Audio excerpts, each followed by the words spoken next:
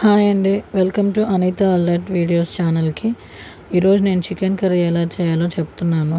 అదేంటో అండి, వెజిటేబుల్స్ నేను ఇలా చిటికేగా అన్నీ కట్ అయిపోయినాయి. అసలు నా దగ్గర నిజంగా ఎన్ని మ్యాజిక్లు ఉన్నాయో. ప్రతి వీడియోలో ఇలానే అనుకుంటాను, బట్ అది నిజం కాదు. నా చేతులతో నేనే కట్ చేసుకోవాలి. ఇవన్నీ అయితే నేనైతే కట్ చేసుకున్నాను. ఈ కళాయిలో అయితే పెద్ద కళాయి అయితే పీసెస్ మంచిగా మెత్తగా ఉడుకుతాయండి.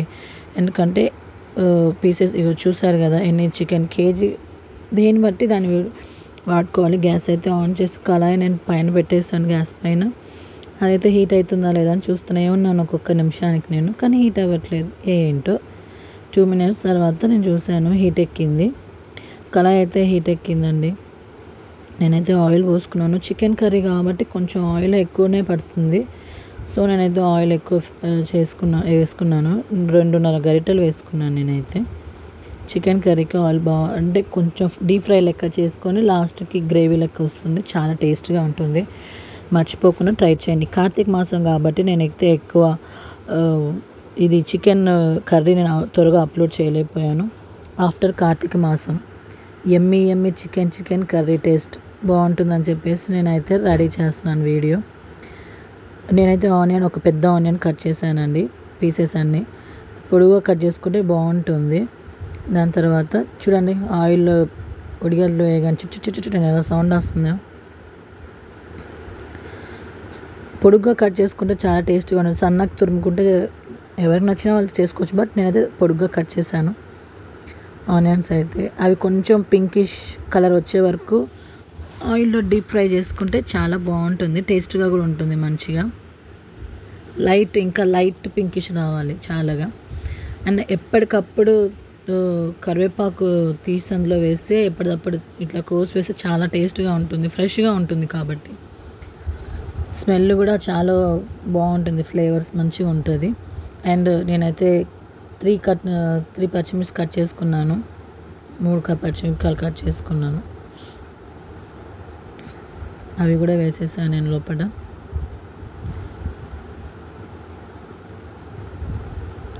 అంతా మంచిగానే ఫ్రై అయ్యే వరకు చూస్తూ ఉండాలండి. లైట్ బ్రౌనిష్ పచ్చిమిరపకాయ ఇంకొంచెం మెత్తగా అయ్యే వరకు.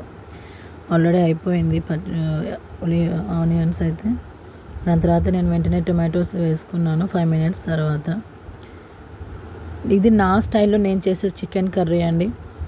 మీకు ఎలా నచ్చితే అలా కామెంట్ కూడా చేయండి, ఓకేనా? నచ్చితే కామెంట్ చేయండి. 5 minutes తర్వాత నేను టొమాటోస్ చూశాను, చాలా గుజ్జుగా అయింది. కొంచెం అక్కడక్కడ గుజ్జుగా కాలేదు, బట్ ఇంకో 1 minute తర్వాత చూస్తే గుజ్జుగా అయింది. అండ్ చిటికెడు పసుపు వేసుకున్నాను నేను.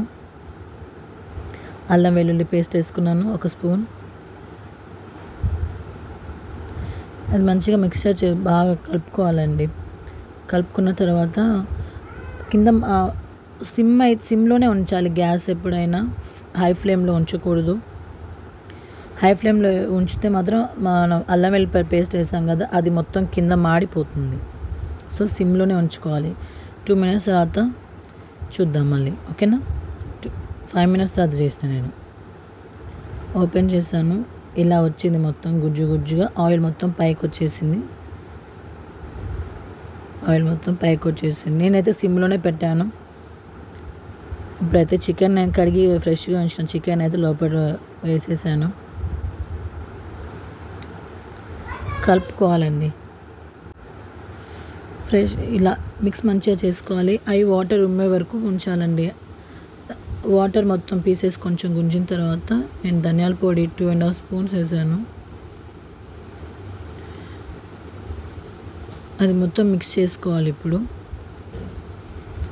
కారపొడి నేను 2.5 spoons వేసానండి. మిక్స్ చేయాలి మొత్తం. మిక్స్ చేసిన తర్వాత 5 minutes తర్వాత మళ్ళీ ఓపెన్ చేసి చూద్దాం. ఓపెన్ చేశానండి. 5 minutes తర్వాత ఇలా అయింది. మొత్తం చికెన్లో ఉన్న వాటర్ మొత్తం ఆవిరైపోయి పైనగా వచ్చేసింది.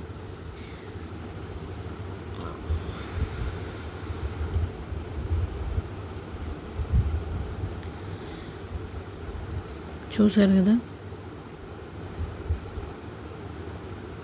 పీసెస్ అయితే మరి బాగా కొంచెం ఇప్పుడే స్టార్ట్ అయింది మెత్తగా ఉడకటము. తర్వాత సాల్ట్ వేసాను నేను.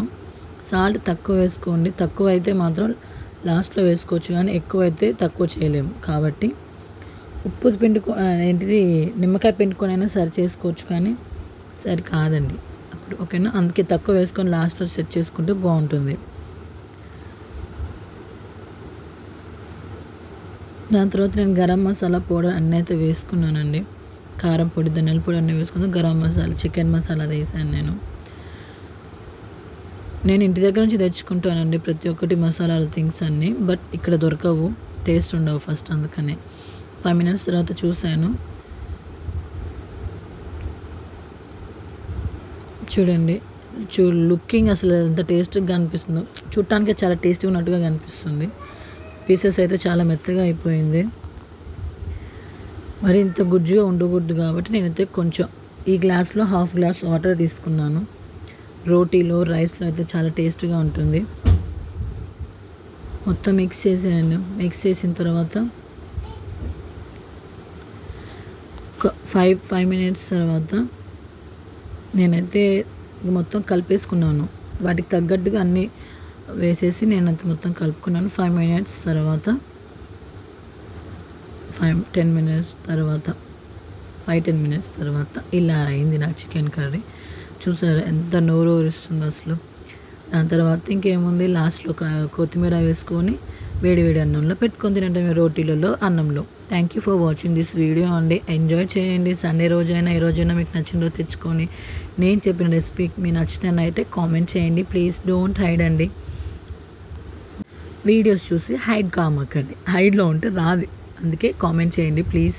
Thank you for watching this video. Please don't be hide అంటే వీడియో చూసి వెళ్ళిపోవడం లైక్ కాదండి, లైక్ చేసి కామెంట్ చేయండి ప్లీజ్. ఓకేనా, అందుకే ప్లీజ్ డోంట్ హైడ్, కామెంట్ చేయండి అని చెప్తున్నాను. ఓకేనా, మర్చిపోవద్దు. Thank you for watching this video అండి. కామెంట్ ఖచ్చితంగా చేయండి.